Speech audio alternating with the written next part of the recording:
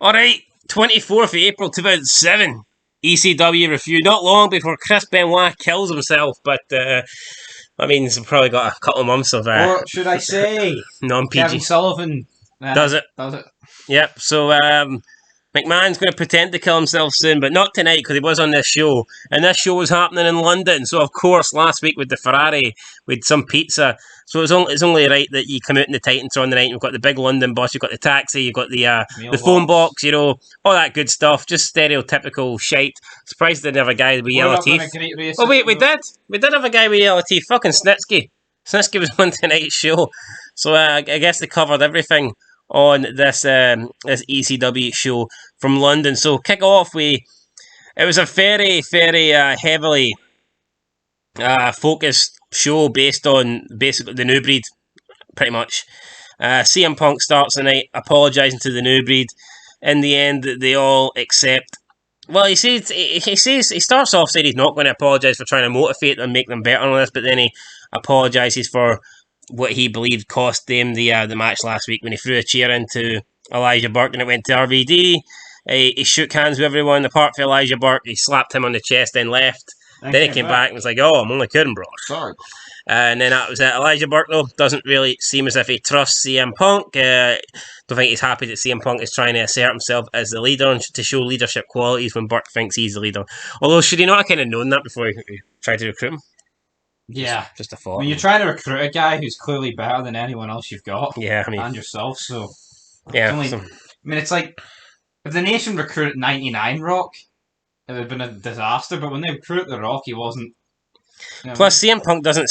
Just from what we've seen, he doesn't seem like the kind of guy that's going to be a follower. Exactly. He seems like a leader, you know, like when he took over the Nexus. Yeah. Well, even though we don't know it, but he doesn't seem like he seems like it's a guy that beats to his own drum kind of thing. Yes. I believe he said that. So he doesn't sound like he's just going to come in and take shit and do whatever Burke tells him to. He's not a vampire that takes fucking lessons. If he wanted some, maybe they should have. Yeah. Doesn't make sense why Kevin Ford's in this group, but we talk about that every episode, so we're not going to talk about it right here, right now. So, first match of the night, Umaga versus Bobby Lashley. A couple weeks ago, this was WrestleMania worthy, but tonight it's an opener on ECW. Match doesn't go long. Estrada interferes, attacks Lashley behind. Lashley completely no-sells it. Not that you should sell an attack, I guess, for Estrada if you're Bobby Lashley, but it kills him with the spear. McMahon comes out with the hat on, pulls Umaga away, and basically says to Umaga, "Look, we've got Lashley this Sunday. Don't need to worry about getting him now." And then Lashley takes out Estrada. Is this the last we see of Estrada? Possibly. Don't know. Although he is ECW general manager in like 2 years, so... Which is weird. Who knows? But as of right now, this could be writing him out, I think, because I don't know from this point on if he still accompanies Umaga to the ring. And I think Umaga lost something when he lost this guy. Yeah, I mean, he's doing a lot of losing. See, you think about it though, do all monsters not generally do better when they've got someone doing the speaking for them, or just like a manager? Like, see if Undertaker first came out, did not kind of work the way he had Paul Bear. Yeah, Khali was better with Daivari, like. Yeah, I'm just trying to think of everybody. Kane with Paul Bear. When Big Daddy Fee first came out, he was with Matt Striker. I'm just like, you know, like, when you think of people, like, when you think of, like, even like when Mark Henry was, I think Mark Henry in the early 2000s, when he had that wee run with Feeder Long, in my opinion, he was just better. I think people like this tend to do better when they've got a manager. So, I mean, I don't know. Snitsky. Anyway, maybe Snitsky needs a manager, but Umaga loses by DQ. Then we go backstage again with the new breed without CM Punk. Burke says he thinks they may have made a mistake, but Corvon gets in Burke's face, kind of challenging him, saying, "Look, we never fought at him, Punk. You did. It was a unanimous. You went behind the club's back, brother." And then Burke says something about Punk made a mistake last week going for the chair, and Kevin Thorne kind of gets in his face and says, "You called for the chair, buddy." So Matt Striker kind of just sits in the background. No backbone. He's he's happy to let Elijah Burke talk shit. Yeah, lunchtime at the fucking school here. But he doesn't want to do any teaching tonight. He's listening. He's been a good, well-behaved pupil. But Corvon and Thorne seem to be, you know, not taking Elijah Burke's shit. And then CM Punk comes in and interrupts them, and then Burke kind of like backtracks and pretends everything's all right. But yeah, looks. I mean, from what we've seen, it looks like there's tensions running high in the new breed here. How much longer will they go? We don't know. But speaking of a new breed of ECW, I guess fucking Snitsky up next, taking on Balls Mahoney. It looked like Snitsky hasn't brushed his teeth since last week because they're a wee bit yellow. So he comes out. He's been drinking some tea. Yeah, with about 10 sugars a cup. We see him coming out and attacking, interrupting the Extreme Expose for 2 weeks ago. Balls Mahoney comes out, hits him with a chair. Snitsky no sells the chair, then hits Balls Mahoney with a big boot, and Balls Mahoney sells the big boot as if he got hit by about 10 million chairs. So, it is what it is. How can you not sell a chair shot but then sell a boot like that? Yeah. A terrible big boot, to be fair. Snitsky beats Balls Mahoney in a quick time here. He doesn't get it up high enough, and there's just no velocity on it. He does it basically standing. He doesn't run into it. He just stands and hits him with a big boot. It's like they run into him. Deal. It's just... It's fucking garbage, and they get him to fuck. Bring back Test. So anyway, Snitsky wins. What was Snitsky's finisher? Was it always his finisher? Nah, it couldn't have been. Look at the clothesline he did in Paul London. I mean, can you ever fucking do that? Don't know if Bradshaw was done at this point. Like, he could have got that over a Nuncio, like. Or Nuncio, what do you want to call him? Yeah, I couldn't imagine Balls Mahoney doing like a Rikishi cell for a clothesline. No. He'd end up breaking his neck. Yeah, they would see CM Punk backstage again, another new breed backstage promo. Don't think they really... They were too slimmer, in my opinion.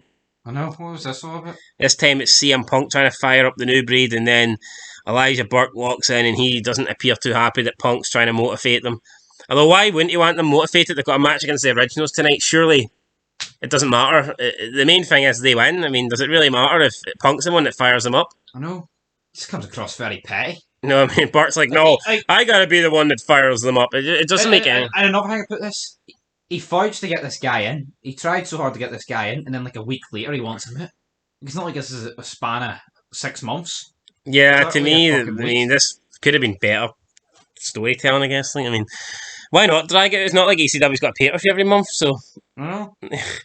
I mean, they've been... If they can drag out this feud between these two factions for months, why can't they drag out this week's the tension between Burke and Elijah Burke, but practically it's kind of done in 2 weeks.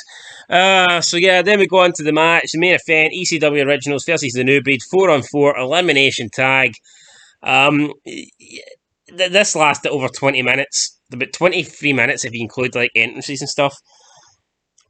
I don't see the point. I don't see what these two factions are feuding over. In my opinion, I think they should have just ended it. I think the night after Mania, I think when they had that Extreme Rules thing, that was the perfect time to end it. Like, why drag it on? And if they'd ended it there, there'd have been none of this whole CM Punk joins. They have a 3-on-3 match at One Night Stand. Tables match. So we've got another month at least. I just don't... But do you see where's it going? Like, what's the point? Like, what are they fighting for? Like, loser leaves ECW? I know, that's what I'm saying. Well, I tell you what, that actually might have been...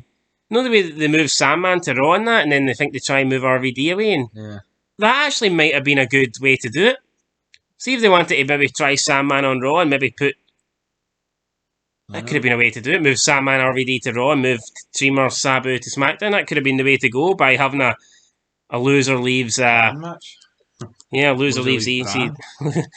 But that's not really what happens. It kind of just fades out. Not sure how this storyline will end, but to me, it should have ended, that night after WrestleMania. I think that would have been perfect. I guess they're maybe trying to add CM Punk here to try and, give it fresh legs, but in reality, like, what are they fighting over? There seems to be, like, no stakes here. I mean, every week it's like, you maybe get a member versus another member or a tag team match, and whether they win or lose, there's no member. Where's it building to here? It's not like the Alliance versus the Team WWF, where eventually it landed, at the winner takes all, or, it was like Nexus versus the WWE kind of thing, where it felt like, WWE's like under real threat here. I mean, it just doesn't, to me, I just don't see where it's going. And anyway, the match itself, wasn't terrible, but it was... it was 20 minutes with a lot of guys that aren't great in the ring. What more can you... Sandman got eliminated early. Striker couldn't sell a monkey flip, almost broke his neck. Sabu broke his neck. On the pounce, almost got decapitated on the ropes. Kevin Thorne got eliminated with the Dreamer DDT. 1 week Dreamer is jobbed it. The next he's built like fucking Hogan. Then Dreamer, even Dreamer's elimination here wasn't weak because he just eliminated Thorne and he didn't see the knees from behind. So even, I mean, it wasn't like it was clean, but it didn't make Dreamer look bad. Aye. So it's almost as if they're deciding lately, fuck, we need to try and keep Tommy Dreamer strong here. Corvon got DQ'd, then it came down to RVD, Elijah Burke. Elijah Burke got kicked with a spinning heel kick, went to the outside. Referee wouldn't let RVD go to the outside. I mean, this is ECW and the referee's not even letting him use the ropes to springboard over the top. I get that's to set up the CM Punk spot, but just logically, it doesn't make fucking sense. Like, he kept on going back to Van Dam. Like, once would have been enough, and Punk could have just kicked Burke. There was a there was a lack of communication here.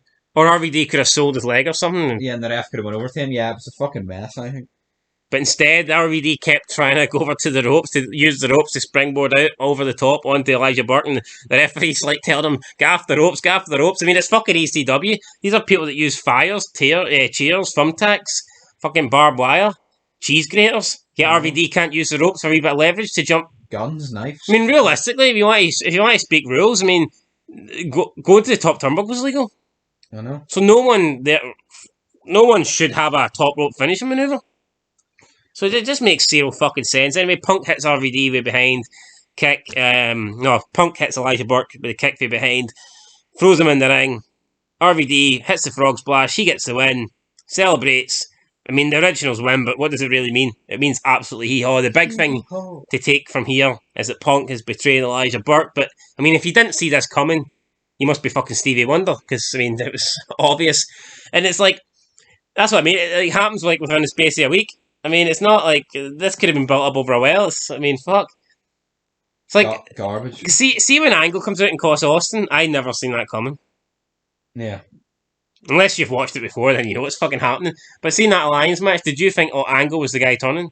No, didn't make sense because he was fucking. You know what I mean? But then when they explain that McMahon sent him over as like the thing, then 6-on-4. I know that kind of made sense here, but.